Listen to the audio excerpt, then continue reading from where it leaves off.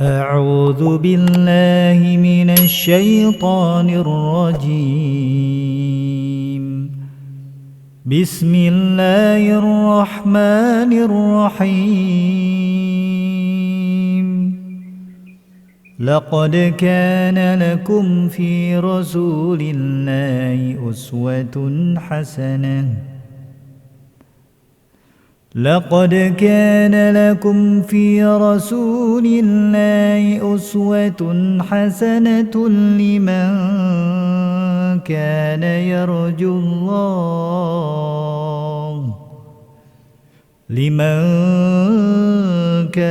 يرجو الله واليوم الآخر وذكر الله كثيرا. Aku berlindung kepada Allah dari godaan syaitan yang terkutuk, dengan menyebut nama Allah yang Maha Pengasih lagi Maha Penyayang. Sungguh telah ada suri teladan yang baik pada diri Rasulullah bagimu, yaitu bagi orang yang mengharap rahmat Allah dan kedatangan hari kiamat, dan yang banyak mengingat Allah. Assalamualaikum warahmatullahi wabarakatuh. Hai teman-teman, Kak Oki di sini berada di depan teman-teman semua. Semoga selalu teman-teman dalam keadaan sehat walafiat dan selalu dalam rahmat serta keberkahan Allah Subhanahu wa taala. Teman-teman disayangi Allah, siapa di antara kalian yang sayang dan cinta dengan Rasulullah? Semua sayang dan cinta dengan Rasulullah ya, Masya Allah. Nah, tahukah teman-teman sekalian bahwa Rasulullah SAW pernah mengalami sebuah peristiwa yang cukup berat menimpa beliau. Ujian, cobaan, cacian makian dirasakan oleh beliau sangat berat dalam peristiwa ini. Sampai-sampai Rasulullah dilempari batu dalam peristiwa ini. Tahukah kalian peristiwa apa itu? Ya, peristiwa dakwah Rasulullah SAW ke penduduk Taif. Nah, dalam kesempatan kali ini kau ingin berkisah tentang dakwah Rasulullah SAW ke kota Taif. Teman-teman yang disayangi Allah, di tahun ke-10 kenabian, Rasulullah SAW telah merasakan duka yang sangat mendalam. Ia ditinggalkan oleh dua orang yang sangat dicintainya. Yang pertama adalah pamannya Rasulullah yang bernama Abu Thalib, yang selama Abu Thalib masih hidup, ia menjadi tamengnya Rasulullah, ia menjadi pelindungnya Rasulullah. Kemanapun Rasulullah berdakwah, Abu Thalib akan senantiasa melindunginya dari cacian atau kezaliman yang dilakukan oleh para pembesar kafir Quraisy yang ada di kota Mekah. Namun sayang, Abu Thalib meninggal dunia dalam kondisi kekafirannya. Ia tidak mengucapkan dua kalimat syahadat. Ia tidak mengucapkan kalimat tauhid, la ilaha illallah, ketika dalam kondisi sakaratul maut. Makanya Nabi Muhammad SAW sangat bersedih atas meninggalnya Abu Thalib, paman yang sangat sayang dengan Rasulullah SAW. Yang kedua adalah Rasulullah ditinggalkan oleh istrinya yang bernama Bunda Khadijah, yang pertama kali beriman di saat orang-orang yang lain belum beriman, yang senantiasa menghibur Rasulullah dikala Rasulullah bersedih. Dalam kondisi gundah gulana, Khadijah lah orang yang senantiasa menemani dan menghibur Rasulullah SAW. Nah teman-teman, dengan meninggalnya dua orang ini, ternyata orang-orang kafir Quraisy semakin menjadi-jadi kezaliman mereka terhadap Rasulullah. Cacian, makian, ujian, cobaan dirasakan oleh Rasulullah SAW, sehingga kemudian Rasulullah mencoba untuk mencari perlindungan dan sekaligus berdakwah di luar kota Mekah, dan ditujulah kota Taif. Nah, kota Taif ini teman-teman, jaraknya cukup jauh dari kota Mekah, sekitar 100 km. Dan udara di kota Taif berbeda dengan di Mekah. Di Taif, udaranya begitu sejuk karena terdiri dari wilayah-wilayah pegunungan. Nah, teman-teman sekalian, berangkatlah Rasulullah SAW ke kota Taif. Namun Rasulullah tidak sendiri. Rasulullah ditemani oleh sahabat setia yang juga merupakan pembantu dari Rasulullah. Dia adalah Zaid bin Harithah.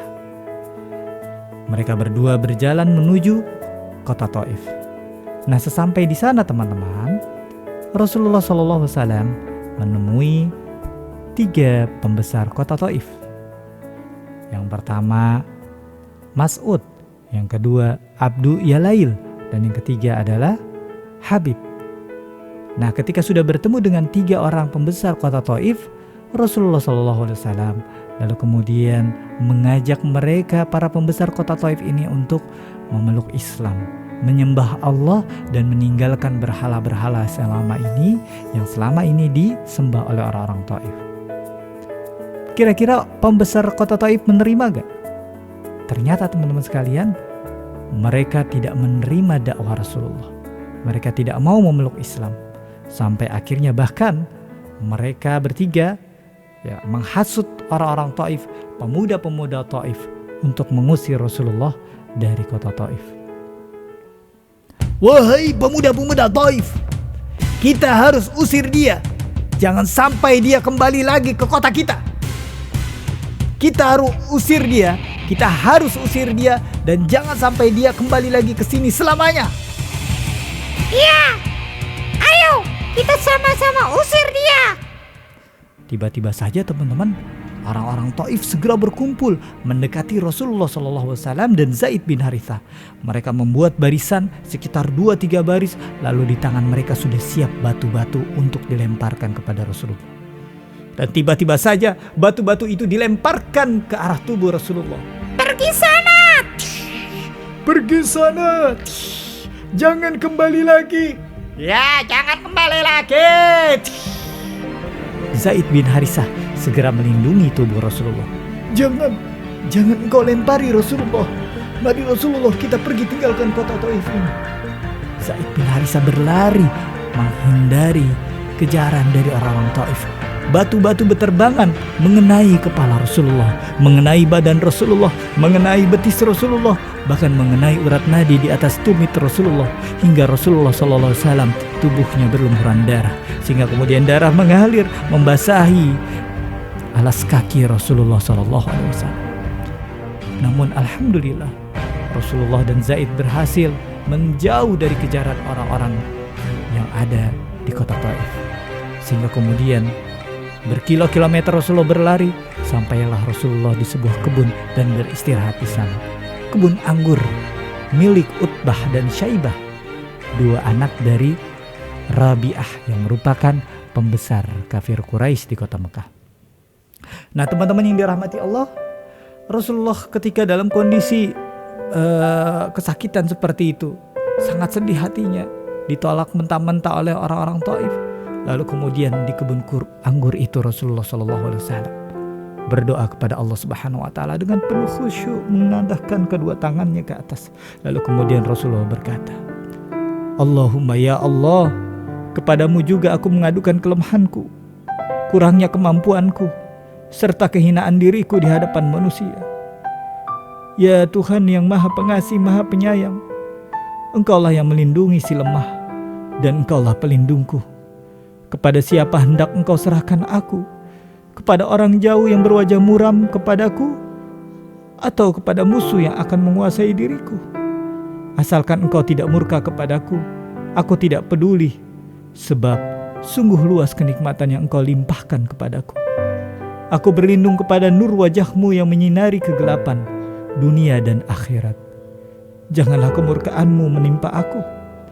Kepadamulah aku menghamba sampai Engkau puas sesuai kehendak-Mu. Tiada yang lebih kuat dan kuasa daripadamu. Teman-teman yang disayangi Allah, begitu lembut hati Rasulullah. Dalam kondisi sedih, ditolak ajakan untuk memeluk Islam orang-orang kota Taif, menolak mentah-mentah Rasulullah. Rasulullah bermunajat kepada Allah, memohon doa kepada Allah. Teman-teman sekalian, Utbah dan Syaibah, pemilik kebun anggur itu, melihat dari arah kejauhan ketika Rasulullah sedang beristirahat di sana. Lalu kemudian Utbah dan Syaibah mengirim hamba sahaya yang bekerja untuknya yang bernama Adas. dan mengirimkan buah anggur kepada Rasulullah. Sesampai di depan Rasulullah, Adas pun memberikan buah anggur tersebut. Lalu Rasulullah SAW mengambil buah anggur itu, lalu kemudian sebelum memakannya, Rasulullah mengucapkan kalimat Bismillah, lalu memakan anggur itu. Adas ketika mendengar kalimat Bismillah yang diucapkan oleh Rasulullah terkaget-kaget. Ia baru pertama kali mendengar kalimat itu. Singkat cerita, ada dialog antara Rasulullah dan Adas. Rasulullah bertanya dari mana Adas berasal. Adas pun menjawab bahwa ia berasal dari negeri Ninawi. Rasulullah kemudian menjawab bahwa negeri tersebut adalah negeri saudaraku, yang seorang nabi sama sepertiku, Yunus bin Matta. Saat itu teman-teman sekalian, Adas terkaget-kaget dengan jawaban dari Rasulullah. Adas yakin bahwa di depannya adalah seseorang manusia yang sangat mulia, seorang nabi, sama seperti Yunus bin Matta yang juga seorang nabi. Nah teman-teman yang dirahmati Allah, akhirnya Adas kemudian pergi meninggalkan Rasulullah. Sebelum pergi, Adas mencium tubuh Rasulullah, mencium kepala dan mencium tangan Rasulullah SAW. Kemudian kembalilah Adas kepada Utbah dan Syaibah. Utbah dan Syaibah melihat Adas mencium tubuh Rasulullah, lalu kemudian ia berkata, "Celaka engkau wahai Adas, kau telah mencium tubuhnya. Ajaran engkau lebih baik daripada dirinya, daripada ajarannya." Namun Adas berkata, tidak ada manusia yang lebih baik daripada dirinya di negeri ini. Artinya Adas meyakini bahwa tidak ada manusia yang lebih mulia dibandingkan dengan Rasulullah SAW. Masya Allah. Singkat cerita teman-teman, setelah Rasulullah SAW beristirahat bersama Zaid di kebun anggur milik Utbah dan Syaibah, Rasulullah kemudian melanjutkan perjalanan untuk kembali ke kota Mekah. Namun ketika di dalam perjalanan, Rasulullah melihat di atas kepalanya, di atas sana Rasulullah melihat ada awan menggumpal, lalu ada Jibril di sana. Lalu Jibril berkata kepada Rasulullah, "Ya Rasulullah, ya Muhammad, sesungguhnya Allah mengetahui setiap perkataan yang engkau ucapkan. Jika engkau inginkan, aku akan meratakan akhsyabain dan aku timpakan kepada para penduduk kota Taif." Nah teman-teman, akhsyabain itu adalah dua buah gunung yang ada di kota Mekah yang akan diangkat oleh malaikat penjaga gunung atas perintah Jibril kepada penduduk kota Taif jika Rasulullah mau. Nah teman-teman, apakah Rasulullah akhirnya mau? Apakah Rasulullah dendam dengan orang-orang Taif? Tidak teman-teman. Rasulullah memaafkan penduduk kota Taif dan ia berkata kepada Jibril, "Jangan ya Jibril. Bisa jadi nanti, satu saat nanti, Allah menjadikan mereka orang-orang yang beriman, anak-anak keturunan mereka yang lahir dari rahim-rahim mereka."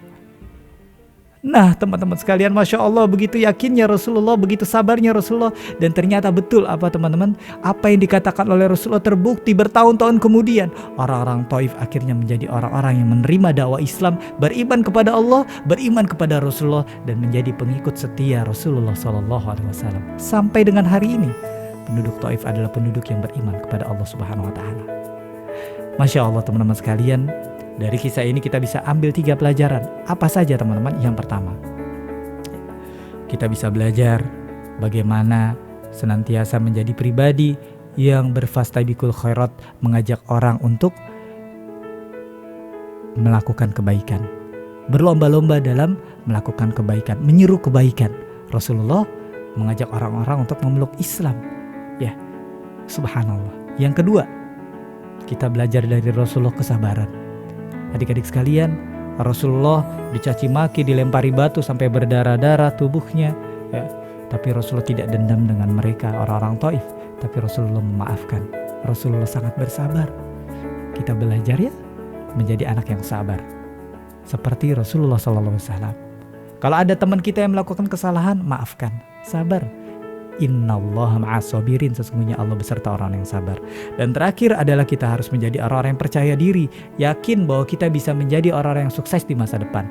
Rasulullah yakin percaya diri bahwa orang-orang Taif insya Allah akan menjadi orang-orang yang beriman kepada Allah satu saat nanti. Dan ternyata terbukti mereka menjadi orang-orang yang beriman kepada Allah. Ya, Masya Allah. Semoga kita menjadi pribadi-pribadi yang sukses dunia akhirat dan bisa belajar dari kisah peristiwa dakwah Rasulullah di kota Taif. Demikian kisah dari Koki. Billahi taufiq wal hidayah. Wassalamualaikum warahmatullahi wabarakatuh.